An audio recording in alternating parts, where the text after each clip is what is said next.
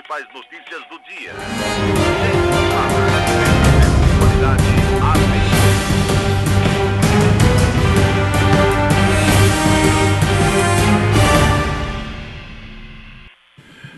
Alô, amigos, bem-vindos ao Gente que Fala ao vivo, de 12h50 às 13h50 pela Rádio Trianon, 740 AM de São Paulo, Rádio Universal 810 AM Santos, TV Guarulhos, canal 3 da NET, tvetica.com.br e tvezito.com.br, com reapresentação 18h10. Para participar, o telefone é aqui de São Paulo, 11 50 81 37 82. Participando conosco hoje, clínico Fábio Gabas, que é especialista em medicina integrativa, é isso mesmo, doutor? Isso mesmo, medicina integrativa. Medicina integrativa. Integrativa e preventiva, né? São os dois termos que nós usamos. Qual é a diferença? Eu sou daquela época que era um médico de família. Médico só. Um só. A medicina preventiva, como o próprio nome diz, ela visa essa prevenção das doenças, né? Certo. Integrativa porque a gente integra uma série de conhecimentos e entende o ser humano como um todo, e não partes isoladas, um estômago, um coração, um outro órgão qualquer, né? Então integramos tudo isso. E o senhor é diretor da HeartMetrics. Isso, HeartMetrics é uma empresa, nós temos a sede em Santos, ela foi criada para trabalhar o gerenciamento do estresse, tanto no meio corporativo, estresse e qualidade de vida no meio corporativo e saúde pública também. Também conosco o advogado e gestor financeiro Arthur Lopes, que foi secretário executivo do CONAR. CONAR é Conselho Nacional de Autorregulamentação Publicitária. Isso. Doutor Arthur Lopes, por que é autorregulamentação? Nunca consegui. Na verdade, é uma iniciativa muito interessante. A publicidade dispensou a tutela governamental e o próprio segmento econômico fez um modo de regulamentar e coibir abusos. A autorregulamentação ela é muito utilizada fora do país, no sentido de tentar evitar a intervenção estatal em algo que é público, de domínio público, e no caso do Brasil especialmente, nós vivíamos na época da censura. Então, a linguagem publicitária tentou se esquivar de aspectos Essa muito era a minha perniciosos. pergunta, porque tudo que existe interferência, qualquer que seja, não do Estado, né? Mas quando se questiona alguma coisa, principalmente em publicidade já te diz que é censura. O CONAR vive com isso ainda? Eu não sei, eu me afastei do CONAR nos anos 90, de lá para cá. Eu tenho atuado com finanças, mas foi um trabalho bem interessante, foi um trabalho muito valioso que me orgulho muito. Eu tenho em mãos um volume de um livro do Arthur Lopes, Quem Matar na Hora da Crise, né? Como resgatar a sua empresa e fazê-la crescer. Quem Matar na Hora da Crise. Esse é um título que não é questionado, não? Não, é bem provocativo e fizemos, eu nomeei o livro quase como uma provocação, instigando o leitor a tentar entender quem matar na hora da crise. Eu tenho 2 exemplares, aqueles que participam do Gente que Fala podem ligar, 50 81 37 82, e nós vamos dar de presente 2 livros do Arthur Lopes aqui no nosso Gente que Fala, ok, Arthur? Muito obrigado. Também conosco o gestor público Wilson Pedroso Júnior. Wilson, bom tê-lo aqui. Obrigado pelo convite mais uma vez, para poder falar um pouco com os ouvintes e os telespectadores aqui do programa Gente que Fala. E o advogado Marcelo Marella, especializado em Direito do Trabalho. Marcelo, que bom tê-lo aqui. Boa tarde, ouvintes da Copé, sempre um prazer voltar nesse programa e reencontrá-lo aqui novamente. Os dois a quantos quilos menos, né? Pois é, alguns. Isso é muito bom. Olha, hoje, dia 11 de setembro, data que não sai da memória de ninguém devido ao atentado que derrubou o World Trade Center, matou quase 3.000 pessoas. 13 anos depois, o mundo vive com as consequências daquele dia, com o maior controle sobre a segurança e com o terrorismo se tornando a grande ameaça deste século. Para muitos, porém, o alto número de fatos desmentidos ou mal explicados ainda faz com que muitas dúvidas pairem sobre o evento. Arthur Lopes, Fábio Gabas, Wilson Pedroso, Marcelo, quem pode opinar primeiro nesse... Posso pedir para você, Arthur? Claro. A par da dimensão humana que essa tragédia trouxe, ceifaram-se aí muitas e muitas vidas, a par da insegurança física mesmo que isso trouxe, é uma data que não se deve perder de vista, porque o mundo mudou a partir daí.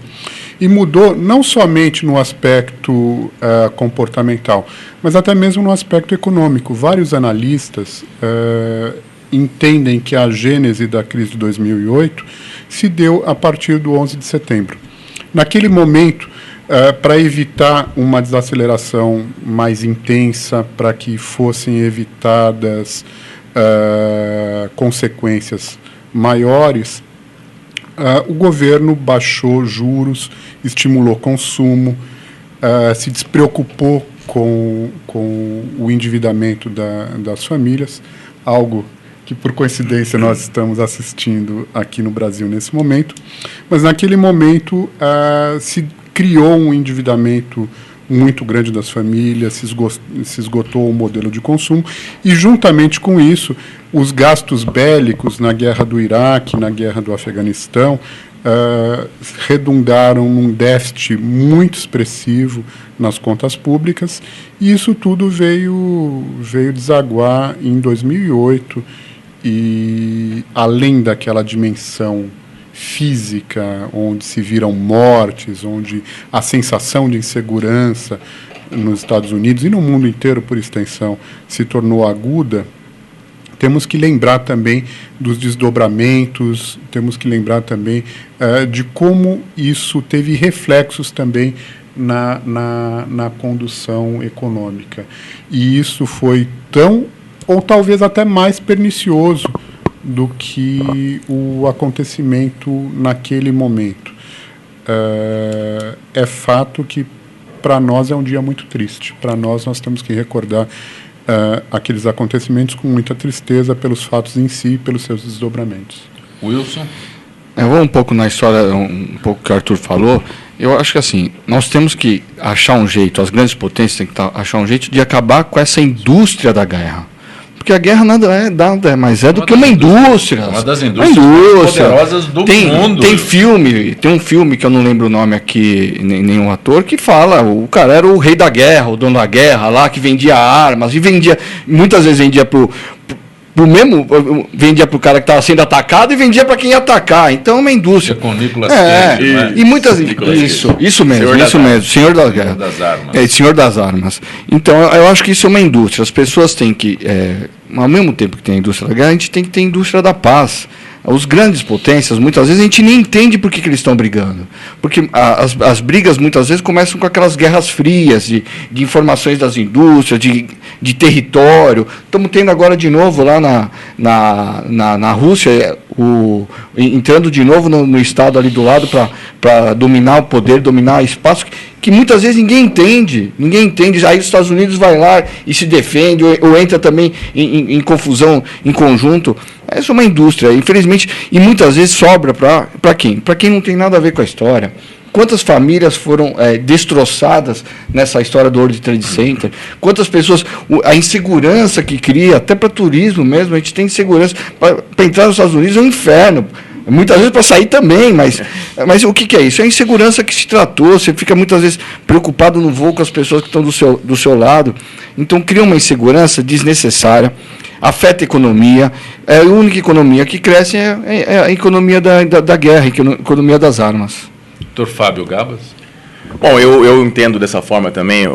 A gente sabe que o mundo ele é movido realmente por interesses, e é uma indústria, sem dúvida nenhuma, a indústria bélica, a gente sabe que é uma das que mais faturam no mundo, seguido da indústria farmacêutica, chegando aí a quase $1 trilhão por ano. E, na verdade, o que eu sinto e venho observando no ser humano, que é a minha área, né, tratar com o ser humano, não só o aspecto físico, mas também emocional, mental, é que existem algumas bases de consciência que determinam o que o homem pensa, que por sua vez determinam suas ações. Quer dizer, por que o homem age como age? Bom, primeiramente, por que o mundo está como está? Por que ocorrem guerras? Por que tanta dificuldade de acesso a algumas informações que poderiam beneficiar tanta gente, que são escondidas as 7 chaves para beneficiar financeiramente certos grupos? Quer dizer, por que o mundo está como ele está? Fruto da ação do homem. A ação do homem, por sua vez, é fruto dos seus pensamentos. E os pensamentos dos homens, por sua vez, fruto das crenças e programações. Quer dizer, o que você tem de elementos de consciência dentro de si? E como Einstein dizia, um problema nunca pode ser resolvido no mesmo nível de consciência que ele foi criado. Então, com esse nível de consciência do homem hoje, o que nós vamos conseguir é esse mundo tal qual ele se apresenta? Tem que haver uma mudança no nível de consciência. E existem, infelizmente, alguns paradigmas que ao longo da história foram reforçados por cientistas famosos que dão um aval para essa conduta, para essa consciência do homem. Um deles, desde Newton, que matéria é tudo. Aí vem o Darwin, dizendo que o mundo é uma selva, a lei da competição, sobrevivência do mais forte. Vem o outro e diz que todos os problemas que manifestamos de nossa doença é genético. Então, você está condenado pelos seus genes e que tudo é aleatório, nada tem uma razão de ser, tudo é por acaso. Então, esses paradigmas que alguns cientistas assinaram embaixo deixam o homem acuado, com medo, egoísta, querendo cercar a fonte, tudo para mim, eu sou um ser isolado, não tenho nada a ver com o outro, salve-se quem puder. E desde criança, com essas informações, a resultante é óbvia. Guerras, problemas, violência, é o que a gente vem observando no mundo. Então, está na hora de mostrar que esses paradigmas que sustentam essas condutas já caíram por água abaixo. Hoje, o próprio desde Einstein, vem se mostrando que antes da matéria é o campo de energia. O próprio Darwin mudou o seu conceito e mostrou que não é a sobrevivência do mais forte, é a não sobrevivência do mais fraco. Mas o que existe efetivamente em todo o sistema, inclusive no nosso corpo, que uma comunidade de 70 trilhões de seres individuais, cada célula nossa é um ser individual. Então, como é que elas trabalham? Em cooperação, não competição, respeitando as diferenças. Uma célula do intestino não briga com a célula do cérebro e vice-versa, ela se compõe para o bem do todo. E o homem ainda entende egoisticamente como um ser isolado. Né? Também não estamos condenados por nossos genes, sabemos que a ciência epigenética mostra isso, e também entendemos que as coisas não são aleatórias. A própria evolução ela tem um propósito, ela tem um contexto e tudo tem uma razão de ser, por mais que o nosso cérebro não compreenda, mas existe uma razão de ser. Marcelo, eu deixei por último, até porque nós estávamos aqui no estúdio da Trianon quando esse episódio... Me lembro muito bem disso. Certo? Me lembro bem disso. Estávamos apresentando Gente que Fala aqui no estúdio da Trianon, quando nós tivemos essa tragédia. É verdade, infelizmente estávamos juntos nesse dia, acompanhando, e ninguém sabia naquele momento o que tinha acontecido. A princípio era um avião, a imprensa filmando, e veio outro e era um acidente. Essa era a nossa impressão. Parecia que era um replay, né? Era um replay, não, tá vindo outro, errou, então não se sabia, e muito menos a dimensão que aquilo tomaria, e virou um fato histórico, infelizmente negativo, mas infelizmente na nossa história, os fatos negativos viram marcos. Né? Infelizmente, os fatos bons acabam sendo esquecidos. E é claro que é o interesse econômico que moveu tudo isso. Imagina quanto não custou fazer algo que parece simples, jogar um avião dentro de um prédio, é algo muito caro. Mas eu destaco, na linha do Dr. Gabas que falou, na parte do corpo. Quem já teve a oportunidade de passar ali, ao lado, onde aconteceu isso, sente uma energia, assim, por mais que não seja sensitivo, mas sente uma energia extremamente carregada. É algo que me arrepia falando de longe. Eu tive essa oportunidade e é algo assim... não dá para descrever, só passando ali do lado para sentir a energia negativa que ficou e vai ficar, por mais que esteja construído uma nova edificação ali, mas vai ficar essa energia negativa, infelizmente, por uma cidade que é tão boa em termos de turismo, em termos de acolhimento, e ficou essa marca, infelizmente. Você está acompanhando Gente que Fala, conosco hoje o advogado e gestor financeiro Arthur Lopes, o clínico Fábio Gabas, o gestor público Wilson Pedroso Júnior, o advogado Marcelo Marella. Arthur, tenho aqui um texto sobre cautela com o atual cenário econômico. É que quando vem esses índices, tudo... Olha, eu confesso que fico perdido. Eu não sou especialista, não sou economista, tal, sou só jornalista, mas prevê 0,5%, aí é 1%, prevê 0,48%, mas é 0,6%. E esse 48 com 0,6 é interessante, né? Porque seria 0,60, né? Sim. Mas eu vou ficar no final aqui. Cautela e o consumidor desconfiado. Na verdade, há uma profusão de índices. Os índices oficiais sistematicamente têm sido revisados para baixo. E essas notícias, elas parecem muito abstratas quando as vemos nos telejornais. Por isso que eu disse que isso me confunde. Quando as lemos no jornal. Mas o fato é que nós estamos no meio de um processo muito ruim. Nós estamos no meio de um processo onde a economia do país vai precisar de um ajuste muito grande. E quando a gente fala disso, parece algo distante da nossa realidade, parece que nós estamos falando de maneira até ficcional, mas, infelizmente, o que se avizinha, qualquer que seja o governo eleito, qualquer que seja o candidato eleito, com a continuidade do que está aí ou com as novas opções, o Brasil vai passar por um ajuste muito grande. Nós estamos gastando muito além do que podemos nas contas públicas. O modelo de fomento à economia se esgotou. Hoje todas as famílias estão endividadas, o consumidor está muito cauteloso, se perdeu essa alavancagem e há um cenário muito, muito complexo. Ainda que se evite aumento de juros no curto prazo, mas a recessão nos próximos anos ela é inevitável. Quer dizer, a recessão já existe tecnicamente agora. É isso que eu falo, já existe a recessão. A recessão tecnicamente já existe agora, porém ela não vai ser tão sentida. No âmbito do emprego, infelizmente, o que nós vemos também não traz muito alento. Nós estamos assistindo uma ausência de política industrial. Nós estamos, na verdade, exportando empregos, esse câmbio da forma como ele se encontra. As nossas empresas que outrora exportavam não conseguem, hoje em dia, competir com os seus concorrentes do exterior dentro do mercado brasileiro. Nós não estamos falando de competir fora, nós estamos falando dentro. Esses modos de se controlar, tudo isso, na verdade, se resume, todo esse desajuste na economia, na verdade, se resume a uma tentativa desesperada e artificial de controle da inflação. Isso não é sustentável e, por não ser sustentável, vai se desmanchar, repito, qualquer que seja o governante eleito.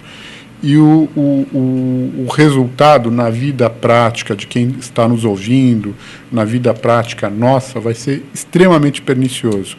Infelizmente, acho que se avizinha um ajuste muito grande, da qual não podemos prescindir, até porque, se não arrumarmos a casa, se as contas públicas não se arrumarem, se não houver aí regras muito claras, o país não vai efetivamente prosperar, vamos nos tornar uma Venezuela ou uma Argentina, o que eu imagino que não seja de interesse sequer do governo que está aí. Então nós temos que acreditar que os ajustes virão, mas vai ser doloroso e isso vai ter reflexos muito práticos na vida de todos nós. Wilson. Não, vocês estavam falando um pouco dos números, né?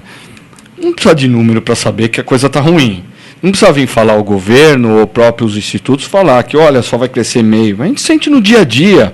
Só para acrescentar, quando se fala em números, eu já chamei a atenção aqui no Gente que Fala, outro dia vi a notícia de que cresceu a produção. Opa, que maravilha, estamos produzindo. Aí vem a outra, as vendas não acontecem. Então você produz para quê, se não deságua? E não é. E nós estamos vivendo um momento de política econômica de insegurança. Tanto é que o ministro atual da Fazenda já anunciaram que ele, se ganhar os outros partidos, ele já está na rua. Mas se ganhar o atual, ele está na rua. O Marcelo, que é especialista em lei trabalhista, é um aviso prévio de 90 dias. Eu li um artigo essa semana, o ministro morto-vivo. Quem vai confiar? Ninguém mais confia. Papel, né? Já anunciaram que antes de terminar o governo, falta o quê? Nós estamos há 4 meses, 5 meses de acabar o ano, mas o ministro da Fazenda, que é o principal responsável para tentar resolver esse problema que a gente sente na pele, é só ir no mercado. Só ir no mercado, as coisas estão cada vez mais caras. Eu dou um exemplo outro dia. Tomar cerveja, fui em Santos outro dia na pizzaria, meu sogro mora lá. A cerveja é R$9. É barato R$9 uma cerveja? Não é. Então as pessoas sentem na pele, não precisa vir governo, número, olha, e sempre os números do governo são sempre para ajustar, né? Mas eles conseguem nunca ajustar para cima, eles nunca erram para cima, né? Eles erram para cima para ajustar para baixo, ok. Ou seja, para nos enganar, mas não precisa de número. A gente sente na pele, as coisas estão mais caras, existe uma política de segurança. Eles fizeram uma política de consumismo através de empréstimos, as pessoas estão endividadas. Ao mesmo tempo, eles mandam menos dinheiro para a Caixa Econômica Federal, que era o principal responsável por liberar crédito para as pessoas, mandaram menos dinheiro para ter menos crédito, as pessoas, ou seja, têm mais dificuldades de ter crédito, ou seja, estão endividadas e não conseguem mais, porque as pessoas...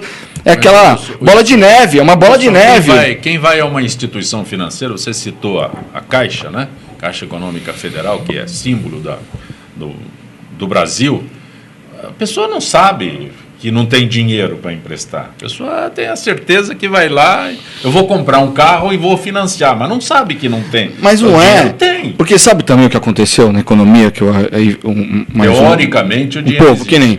tem dinheiro para empréstimo para apartamento. Aí o cara sai do barraco e vai para o apartamento. Só que ninguém contou para ele que tem condomínio, que tem IPTU. Ninguém contou para ele que ele trocou o carro velho dele, que não pagava IPVA por conta do ano do veículo. Só que agora o carro novo consome mais ou igual, mas consome mais. Tem o IPVA, tem o seguro. E ele foi se endividando porque ele achava que só aquela parcela do financiamento cabia no bolso. Não, só R$200. Tudo bem, mas era 200 do carro, 500 do apartamento e o extra que ninguém contou para ele. E aí, na hora do vamos ver, o que ele fez? Pegou aquele bolo, aí foi lá, renegociou a dívida. Só que já renegociou a dívida a juros maiores do que estava lá atrás quando ele comprou. E isso está virando uma bola de neve e a economia está isso, está uma insegurança. Porque a indústria não quer investir. Qual o médio empresário que hoje arrisca em comprar mais 2, 3 máquinas? Vamos dar um exemplo, uma gráfica. 2, 3 máquinas para a gráfica dele. Não quer. Ele está lá parado, esperando ver o que vai acontecer. E ao mesmo tempo que ele não compra máquina, ele não tem novos funcionários, ele não consegue melhorar o salário do trabalhador da indústria dele. Isso vira uma bola de neve e as pessoas vão parando de consumir, a indústria vai parando de fabricar e é essa situação que a gente vive hoje. Marcelo? Até tomando essa linha de raciocínio, hoje as empresas, e gráfica que você mencionou, até por advogar por algumas empresas em diversos ramos, e gráficas é uma delas, ele não é que ele está esperando e é parado em espera de alguma coisa, não, ele está parado porque ele não tem o que fazer. Infelizmente não tem o que fazer. E o número de demissões que está tendo é absurdo, a população não sabe o que está acontecendo, e são em diversos ramos. E, por atuar novamente, como eu digo, em diversos ramos, muito me preocupou a hora que chegou no ramo de alimentação. Porque tudo vai, separa a gráfica, separa o têxtil, você deixa de comprar uma roupa, você deixa de gastar um carro, mas de comer você não deixa. E agora eu estou sentindo, com algumas empresas fazendo grandes demissões na área alimentícia. Quer dizer, aí é porque, com perdão a palavra, a coisa está feia, não está boa mesmo. E pior, as empresas estão mandando embora sem ter condições de mandar embora, mas porque precisa reduzir. Então, o que vai acontecer? Aí não vai ter dinheiro para pagar a prestação do carro de ninguém. Mandando embora sem ter condições de mandar embora? Não tem condições. Infelizmente, ela não tem numerário para isso. Você tem que acabar negociando com o sindicato, com negociações coletivas, porque não tem. Não pode mandar embora porque não tem dinheiro para quitar o... Pois é, mas se deixa lá, não tem dinheiro para pagar o salário. Isso. Salário e os benefícios. Não tem dinheiro para quitar. Aí tem que ele faz a opção, ou paga os que estão lá, ou não paga ninguém. Então ele prefere cortar alguns, pelo menos os que estão lá estão trabalhando e recebendo. E já manda ir para a justiça pedir direito. Já manda ou para a justiça ou negociar. Tem empresas muito bem intencionadas que já procuram a negociação para dizer, olha, eu não posso te pagar amanhã, mas eu posso te pagar depois de amanhã e depois de amanhã. Tudo bem, vamos ver. Se não quiser... Infelizmente, é esse o nosso cenário. Doutor Fábio? Eu levando para o lado, fazendo uma comparação com o nosso corpo, eu vejo que o nosso mundo, não só o Brasil, mas o planeta Terra como um todo, está doente, está com febre. Nós não podemos ficar doentes hoje em dia porque está difícil. Realmente, essa observação, né? O Brasil com seus problemas internos, vemos aí países vizinhos, Venezuela, Argentina, problemas nos Estados Unidos, problemas na Europa, problemas de guerra, problemas com o clima, né? Então, observamos aí que o que precisa realmente mudar são as células desse corpo, né? Esse corpo ele está doente. E dentro do nosso corpo, quando algumas dessas células começam a trabalhar somente para si próprias, né? Então, um grupo de células do fígado fala, bom, agora nós somos melhores que os outros, vamos puxar tudo para nós. Começa a desviar todos os vasos sanguíneos para eles, começa a crescer desordenadamente, começa a desrespeitar limites, querer fazer função de todo mundo. Como é que chama isso num órgão? Quando um grupo de células perde a sua função e começa a fazer função de todo mundo, crescer desordenadamente e puxar todo o alimento para si. Chama-se câncer. É isso que acontece dentro do nosso corpo quando as células se rebelam e começam a puxar só para si. E o que você tem que fazer com o câncer? Hoje agride-se, né? Mas nós sabemos que as terapias hoje querem harmonizar aquele conjunto celular. Precisamos mexer no homem. Precisa o homem ter uma consciência de que ele é parte de um todo e não parte isolada, para respeitar os limites, as diferenças e trabalhar pensando no bem do todo. Arthur, algo a acrescentar ainda? Eu achei bem interessante a colocação do doutor sobre segmento gráfico. E eu queria só pontuar para a gente ver a que nível nós estamos chegando. As indústrias gráficas no Brasil estão em extrema dificuldade, mas hoje grandes editoras, grandes consumidores de serviços gráficos mandam arquivos para a Índia, para a China e os fornecedores na Índia, na China e em outros países mandam o produto impresso por navio e chega no Brasil por um preço infinitamente inferior à nossa capacidade de produção. Quer dizer, isso é um exemplo absurdo. Nós atuamos, né, na indústria gráfica, atuamos há muito tempo também na indústria calçadista, quer dizer, o produto estrangeiro chega no Brasil a um preço que não paga sequer a nossa matéria-prima. Então, há uma necessidade de regulação, há uma necessidade de freio nesse estado de coisas. Pois que, senão, a economia vai desaparecer, os empregos vão desaparecer. É uma política absolutamente errática e que vai ter consequências, já está tendo consequências, mas essas consequências vão se tornar mais agudas no emprego. E aí, assistindo ao desemprego, nós vamos ter uma deterioração e uma espiral muito ruim para baixo. Então, o ajuste a que eu me referi, ele é fundamental e ele virá, e não será indolor. Infelizmente, os próximos anos aí vão ser de reconstrução, qualquer que seja o cenário. Resta saber quem tem saúde para aguentar até lá. E aí o que mais chama a atenção é o seguinte, não era necessário nós trilharmos esse caminho. Infelizmente trilhamos. Mas, e agora... O que eu acho engraçado é que é um caminho que já está sendo anunciado há muito tempo, né? O ano que vem vai ser um dos piores anos, inclusive para o próprio desenvolvimento do país, a economia de parte da infraestrutura que a gente tanto pede, de novos portos, novas estradas. O governo federal, eu estava lendo uma notícia outro dia, tem diminuído o pagamento do que já está na rua, do que já está sendo feito, já tem tirado o pé do acelerador das novas estradas, as empresas que estão indo lá já estão recebendo em 4 vezes, 2 vezes. Então, não é que a gente tem uma perspectiva, não, mas tudo o que está acontecendo já resolve o problema, não. O que está acontecendo vai ter atraso. O que está acontecendo não está acontecendo. É isso.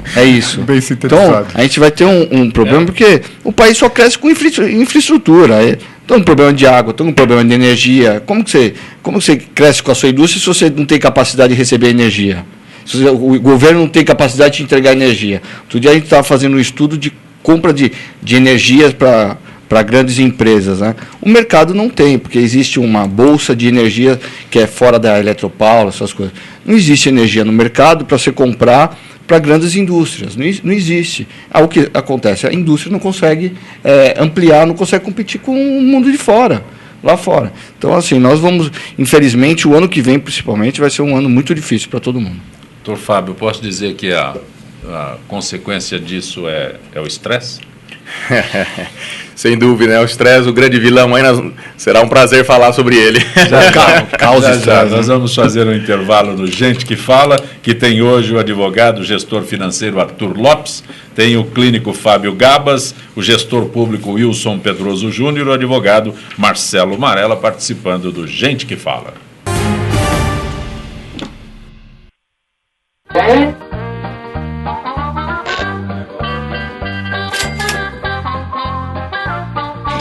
Os grandes nomes da música você encontra aqui na TV Êxito. Baú Musical, todas as quartas, às 8 da noite.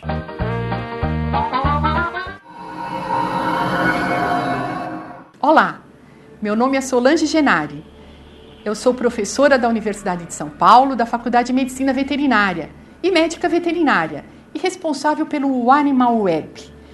Assista esse programa, você vai gostar bastante. A gente conversa sobre saúde animal, produtos de origem animal, animais selvagens, comportamento. Não perca! Animal Web na TV Êxito. Um jeito novo de ver TV.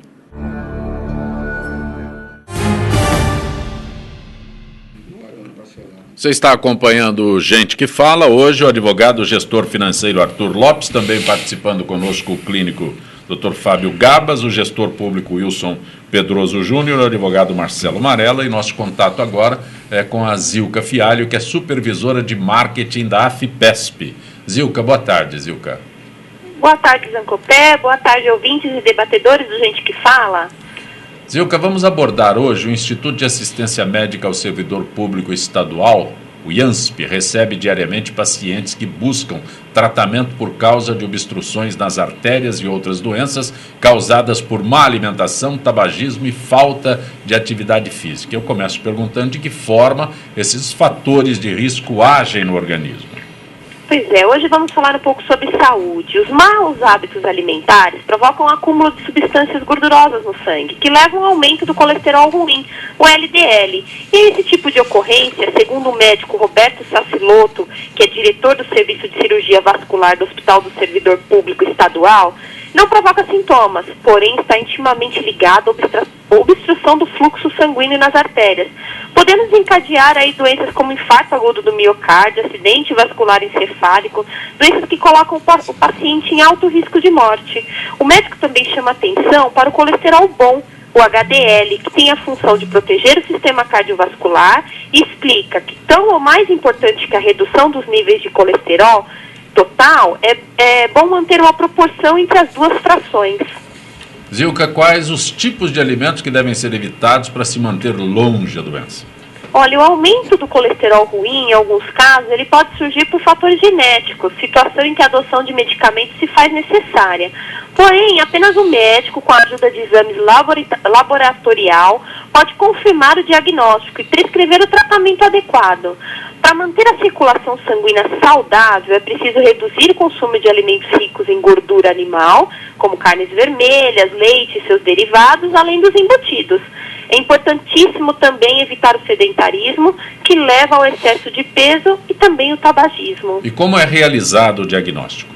Olha, é confirmado pela dosagem de colesterol e suas frações no sangue, além do triglicérides, outro tipo de gordura presente no sistema circulatório. Para orientar melhor como deve ser feito o tratamento. Os cuidados com o paciente devem sempre ser feitos sob supervisão médica e nutricional, combinado com reeducação alimentar, atividade física regular e medicamentos quando necessário. Uma alimentação que privilegie o consumo de peixes e aves sem pele, leite e iogurtes desnatados, queijo branco, cereais, vegetais, frutas e óleos vegetais, como o de canola e o azeite de oliva. É fundamental porque todos esses alimentos contêm ativos funcionais que são capazes de prevenir e reduzir o risco de doenças. Agradeço a Zilka Fialho, que é supervisora de marketing da AFIPESP, participando do Gente que Fala. Uma boa tarde, Zilka. Boa tarde, até logo. Voltando aos convidados aqui no estúdio do Gente que Fala hoje, o advogado Arthur Lopes, o clínico Fábio Gabas, gestor público Wilson Pedroso Júnior, o advogado Marcelo Marella. Passando para o assunto, famílias sem moradia conseguiram vaga em prédio invadido por sem-teto após obter atestado de pobreza emitido pela própria prefeitura e assinado por 2 funcionárias da Secretaria de Assistência e Desenvolvimento Social. O documento é exigido pelo MTST. A Secretaria emitiu nota condenando a prática, exonerou as funcionárias, diz que vai apurar os fatos, tomar as medidas cabíveis. Vai longe, Wilson. É uma vergonha, né? Assim, quem deveria cuidar está passando para o terceiro, que deveria ser punido pela invasão. Assim, São Paulo, o estado, o próprio município, vive um déficit habitacional muito grande, né? Até por falta de espaço de construir. Muitas vezes as pessoas ficam, não, vamos construir 1 milhão, 2 milhões de habitações. Não tem espaço. A cidade cresceu de uma forma desorganizada. Hoje, muitas vezes, você faz conjuntos habitacionais onde não tem nem preparo para a saúde, não chega transporte público de qualidade, as pessoas são jogadas no traço final dos municípios, né? Você tem que fazer de forma organizada. Mas essa questão que causa estranheza também é que o próprio órgão, a secretaria, que pediu, inclusive, para as pessoas, que o município de São Paulo pediu para a desocupação das pessoas, que pediu a desocupação desse prédio, porque esse prédio é um prédio invadido, não é? Que pediu para atender essas famílias em local organizado, de direito, nada. Ele é um local que é um prédio antigo invadido, que o município de São Paulo já pediu a desocupação, e, ao mesmo tempo, as pessoas encaminham essas famílias. Mas aqui, sem julgar, porque é difícil julgar, mas eu tenho uma impressão. Infelizmente, muitas vezes essas secretarias são aparelhadas. E pessoas que fazem invasão conhecem as pessoas que estão dentro dessas secretarias. E um troca favor com o outro. Então eu tenho a impressão que muitas vezes essas pessoas conhecem um outro lado, estão lá porque já foram daquele lado, e agora, mas quando ganhou o governo, sentou na cadeira, passou para o lado do governo, e um conversa com o outro. Então a gente tem que tomar cuidado, muitas vezes, com o aparelhamento do governo, que é a própria coisa que a gente falou da economia. O Estado está inchado. Como se economiza? Diminuindo o Estado, fazendo de forma correta o gasto com o dinheiro público, e aí a economia melhora também, porque senão não adianta fazer nada. Está falando na Suíça, é isso? Na Suíça. Não. Difícil. Estou querendo entender. Não, é difícil, porque é umas coisas. A situação da economia brasileira é insustentável e os reflexos virão. Não, aí você vê umas coisas aqui aí em qualquer lugar, não vou, porque a gente está em época de eleição e não pode falar mal de um de outro. Mas a gente vê coisas que é difícil de acreditar, né? Isso é uma questão difícil de acreditar. A pessoa que procura o Estado para ser abrigada, para ser orientada e para ser principalmente orientada e ter uma solução, um caminho do problema, e ela te joga para um outro problema, porque é um local invadido, então está te jogando para um outro problema e achando que resolveu o problema. É difícil, é bem difícil. Médicos ensinam exercício que ajuda a dominar o estresse. Vendo que o estresse é hoje uma das maiores causas de morte, o grupo médico criou um problema que tem o intuito de controlá-lo. Dr. Fábio Gabas, eu até poderia ler tudo isso, mas eu prefiro que o senhor explique em detalhes, né? Ler o que é 3 pilares, tudo mais, eu poderia ler, mas eu prefiro que o senhor explique. Claro, será um prazer, que essa é a minha área, eu tenho muito prazer em falar a respeito. Bom, realmente, como você colocou, o estresse hoje é epidêmico, né? Nós temos aí, segundo a OMS, 90% das pessoas em níveis de estresse crônico no mundo. E corresponde aí a 80 a 90% das consultas em clínico hoje é decorrência do estresse. Temos no Brasil um afastamento por hora em decorrência do estresse. Então, é epidêmico e ele tem impacto realmente violento na sociedade, na saúde, etc. Não preciso ficar falando disso, que todos já sentem ou na pele ou já leram a respeito. Eu quero falar um pouquinho sobre um outro lado que as pessoas às vezes não conhecem, né? Que esse estresse que nós estamos falando, negativo, é o chamado desestresse, ou estresse descompensado. Porque todo estímulo é um estresse. Então, por exemplo, estamos falando aqui, ou melhor, falar em público nesse momento, para muitas pessoas é um estresse insuportável, capaz que tem um branco aqui, cai de costa, né, desmaiado, saber que tem uma câmera, que tem um microfone. Para nós 5 aqui é uma coisa mais confortável, estou percebendo todo mundo bem à vontade, principalmente para você que conduz isso no seu dia a dia. Então, não é a situação em si que é estressante, ela depende do indivíduo, a maneira como ele recebe aquela informação. Porque todo estímulo é um estresse, e o estresse é bom. O estresse é que nos fortalece, é que nos adapta, é o que nos faz correr atrás. Se você pegar uma criança desde pequeno e não estressá-la do ponto de vista imunológico, com 18 anos soltá-la na rua, o primeiro vírusinho que passar, ela morre. Então o estresse é necessário e ele é bom. O problema é quando ele ultrapassa, e esse é o conceito que eu quero deixar aqui. O problema é quando esse estímulo, esse estresse, ultrapassa o chamado limiar de adaptação de cada um. Todos nós temos o nosso limiar de adaptação. E quando esse estímulo ultrapassa, ele tem todo o prejuízo. Então é por isso que, de repente, uma situação, um ritmo de vida, para mim, é algo confortável, uma outra pessoa fala, imagina, pelo amor de Deus, o ritmo de vida do Fábio, viajar 7.000 quilômetros por mês dirigindo, eu morro. E de repente, para um outro que está lá morando na faixa de Gaza, vai falar, puxa, que vida maravilhosa, é o que eu mais quero para mim, essa vida. Então, como é que existe um diagnóstico? Doutor Fábio Gabas, eu estou estressado. Isso, como é que eu chego a um diagnóstico? Que hoje é moda também tudo você fala, estou estressado. Estou estressado. E todos nós estamos estressados mesmo. Agora, resta saber se esse estresse é algo descompensado ou algo que está te fazendo bem. Porque estresse tem de todos os lados. Né? Imaginar que o Arthur vai ficar estressado... É mais difícil, né? Você vê uma pessoa que tem um limiar de adaptação lá no telhado. Então, para ultrapassar esse limiar dele, vai muito estímulo. Doutor, só um pouquinho nesse aspecto. Hoje nós temos concreto que é um dos maiores fatores de afastamento previdenciário é o estresse do trabalhador. Mas eu quero saber como é que diagnostica. Isso. Vamos lá. O senhor quer saber como que é? Toma um pouco de ônibus às 6 horas da tarde que o senhor vai saber o que é estresse. Mas então, de novo, eu acho que é importante a gente tirar esse vínculo do indivíduo estressado com o estímulo em si. Porque senão a gente vai falar assim, o que é estressante? Estressante é pegar o ônibus de manhã. Aí, você vai falar para uma pessoa que é tetraplégica, ele adoraria estar na vida daquele cara que pode caminhar e montar no ônibus e trabalhar com as próprias pernas, né?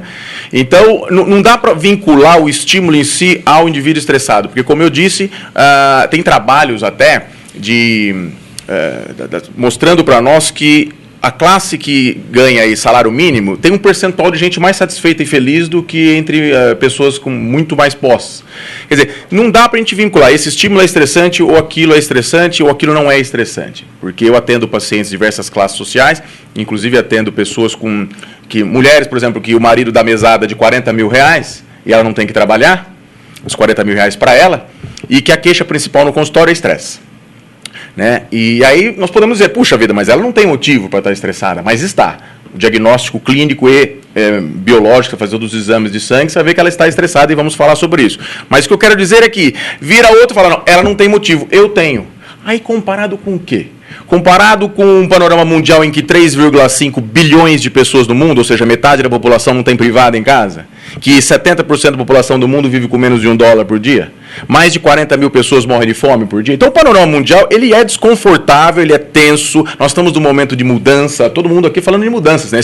É palpável essa necessidade de mudança no mundo todo. E essa necessidade de mudança, esse monte de informações que existe hoje e tudo mais, é um estímulo estressante. O que nós precisamos fazer? Querer mudar o mundo?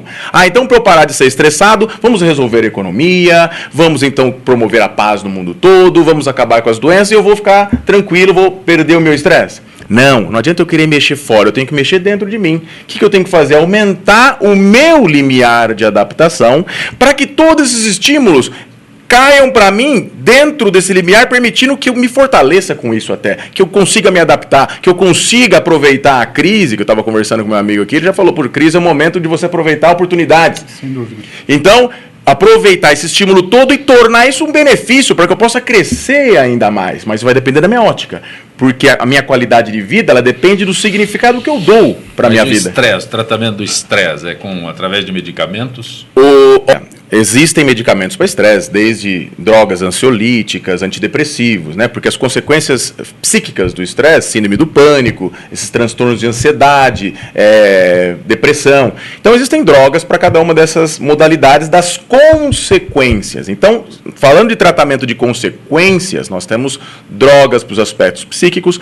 Agora, considerando que o estresse desequilibra o sistema nervoso autonômico, que controla 90% das funções do corpo, o estresse vai pegar estômago, vai pegar pressão arterial, vai pegar controle de açúcar, vai pegar memória, vai pegar massa muscular, vai pegar tudo. Estou estressado.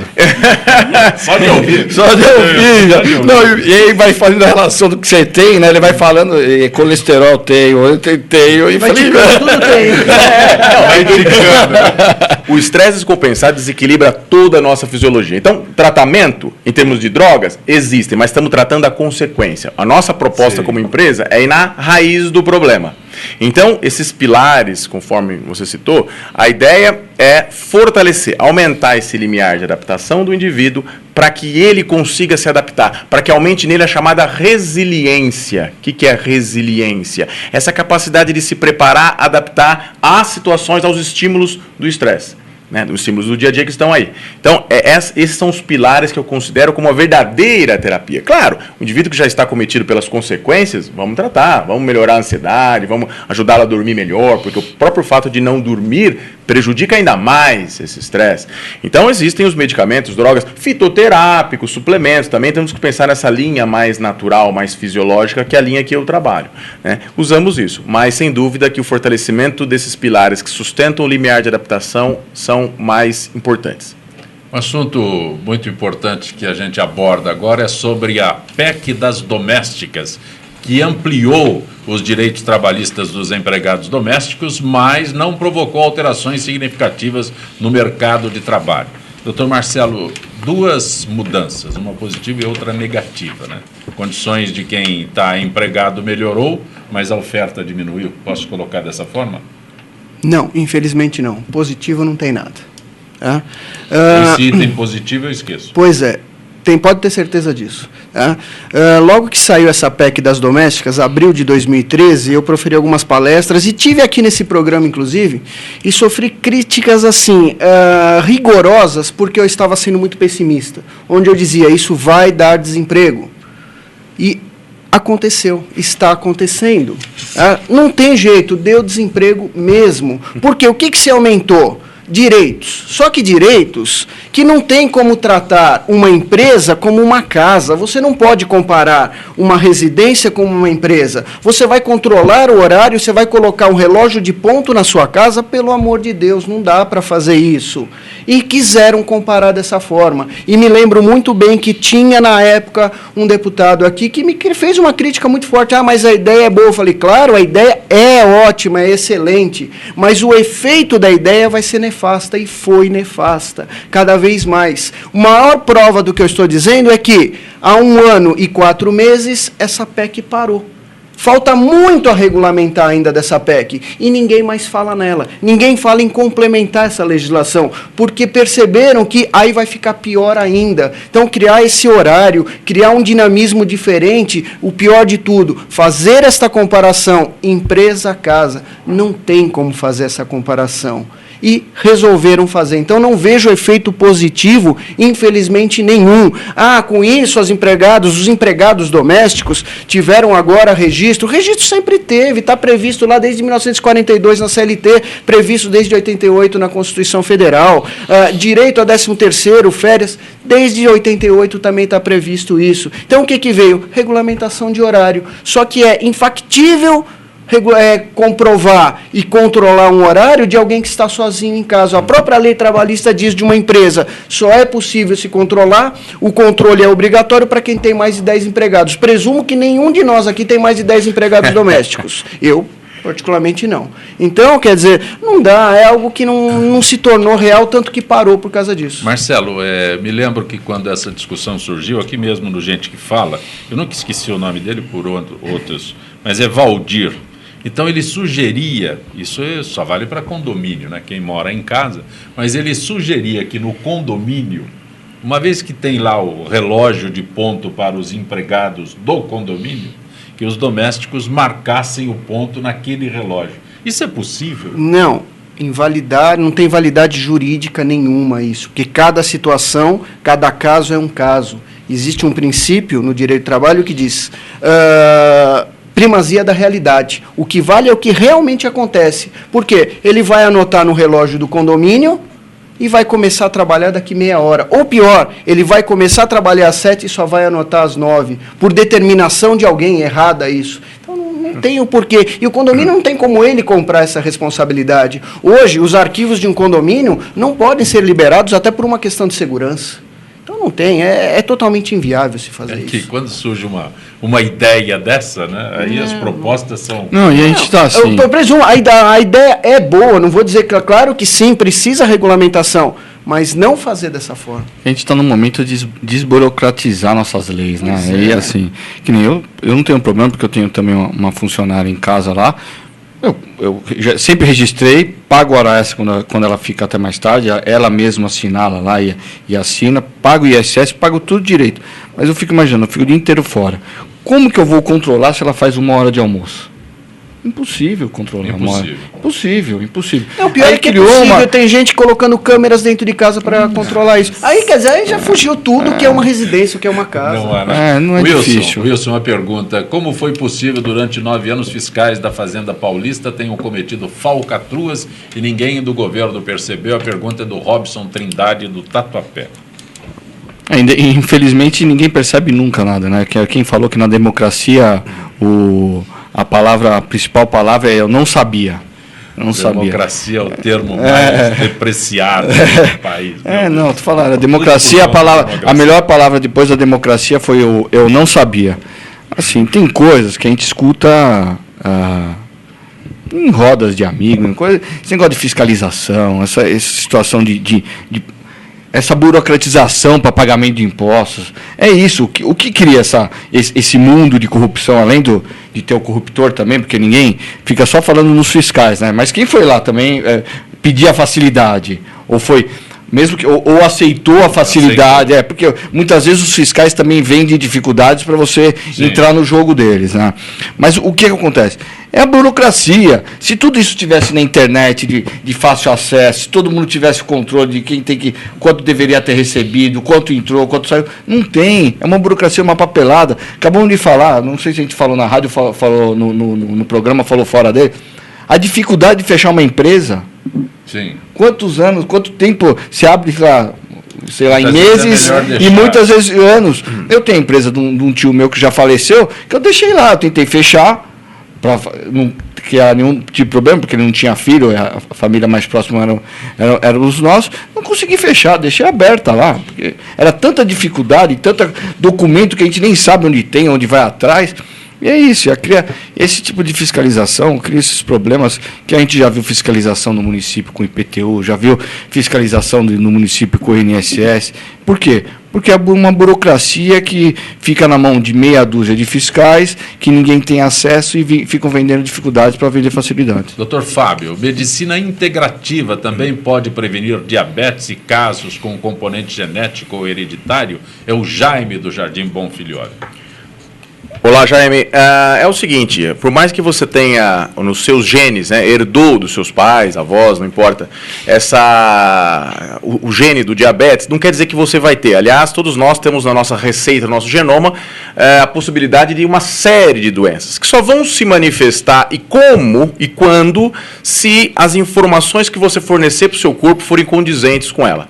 Então, o meio, as informações do meio são mais importantes do que o seu genoma. Então, o que você tem, na verdade, é uma predisposição, não predeterminação. Você não está condenado pelos seus genes.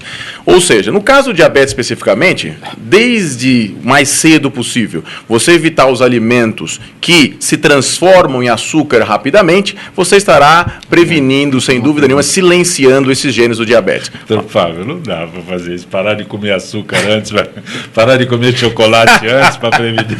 Não, mas olha...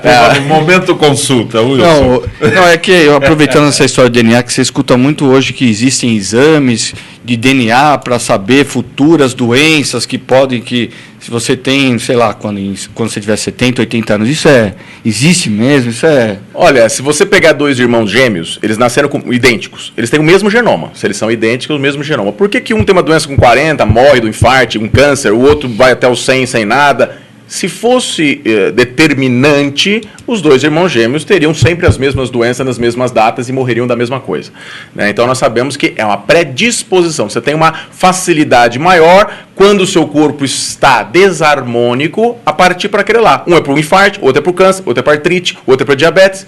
Então o seu corpo vai selecionar aquela manifestação, mas principalmente é um terreno desarmônico inicial. Então, fornecendo informações boas, eu ia falar, né? O Zé já me cortou aqui, mas hoje nós temos alternativas para esses alimentos que se transformam em açúcar rápido. Então, ao invés do arroz branco, você começar a misturar um pouco de arroz integral, até chegar no arroz integral, que você pode fazer de diversas formas, com um pouquinho de brócolis ralado, cenoura, lentilha. Fica gostoso, dá para comer. Os fica não. Não fica não? Não fica. Ó, fica assim, fica assim. Fica assim. Eu segui um pouco a sua orientação e perdi 15 quilos. O mais difícil, o mais difícil é fazer exercício para quem não gosta. Que é o meu caso. Fica não. Eu vou dizer uma coisa difícil, que faz parte do nosso programa, que é o seguinte: tudo, assim, o como, para tudo, para ganhar dinheiro e para ter saúde. O como chegar lá é apenas 20%. Sim. Então, as ferramentas, comer arroz integral, Jaime, arroz integral, e tirar o açúcar, colocar um adoçante como sucralose, ou os naturais, stevia, talmatina e xilitol, para evitar os piores, né? Você trocar a batata por mandioquinha ou batata doce. Então, são aí alternativas para você reduzir os alimentos que se transformam em açúcar rapidamente. Agora, isso tudo é o como, Zé Copé. O que a gente precisa é o porquê. Então, se a pessoa não tiver dentro dela aquela motivação, eu quero emagrecer, ou eu quero cuidar da minha saúde, por quê? Porque isso vai me dar mais liberdade, vai me dar mais qualidade de vida, vai me dar mais bem-estar, eu preciso de mais energia, no caminho que eu estou é dor, e esse caminho é alegria para mim. Quando existe essa motivação, quando você transforma o objetivo de ter saúde numa razão que te compele, fica o arroz integral uma delícia. Você não acredita? Não, eu como. Só como arroz integral. Quem convive comigo sabe disso. Assim como os pães também, etc. Se há uma efetiva crise econômica no Brasil, porque então é cada vez maior o número de brasileiros que viajam para o exterior, principalmente para compras, porque em fins de semana prolongados, as estradas e as cidades turísticas ficam absolutamente congestionadas. Alguém já tentou uma vaga em estacionamento nos shoppings? É o Geraldo Nunes do Ipiranga. Dá para responder em um minuto, Arthur? Claro.